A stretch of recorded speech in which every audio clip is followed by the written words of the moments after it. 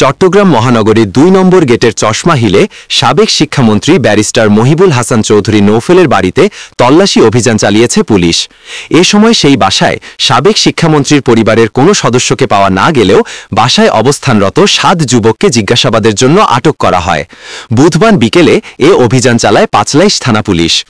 পাঁচলাইশ থানার ভারপ্রাপ্ত কর্মকর্তা মোহাম্মদ সোলাইমান জানান, এক ব্যক্তির দেয়া ফেসবুক স্ট্যাটাসের মাধ্যমে পুলিশ জানতে পারে ১৩ নভেম্বরে ঢাকা লকডাউন কর্মসূচি সফল করার উদ্দেশ্যে মহিবুল হাসান চৌধুরী নৌফেলের বাসায় আওয়ামী লীগের অনেক নেতাকর্মী একত্রিত হয়ে মিটিং করছেন।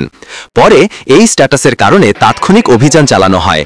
তবে এমন কাউকে বাসায় পাওয়া না গেলেও সেই সময় বাসায় অবস্থান করা ৭ জনকে জিজ্ঞাসাবাদের জন্য আটক করে পুলিশ। ৭ জন, তো আমরা তারপরও তাদেরকে নিয়ে যাচ্ছি। তারা কি আদৌ এখানে চাকরি করে কিংবা কোনো ফ্যাসিস্টের সাথে কোনো সংশ্লিষ্ট আছে কিনা সেটা আমরা যাচাই বাছাই করবো। সেই লোকজনকে আমরা বৈষম্য বিরোধী ছাত্রদের মাধ্যমে জিজ্ঞেস করেছি যে আদৌ মানে আজকে কিংবা গতকালকে কিংবা গত এক সপ্তাহে কোনো লোকজন এখানে ঢুকছে কিনা, কিন্তু কোনো লোকই বলো না এই ধরনের কিছু দেখছি আমরা।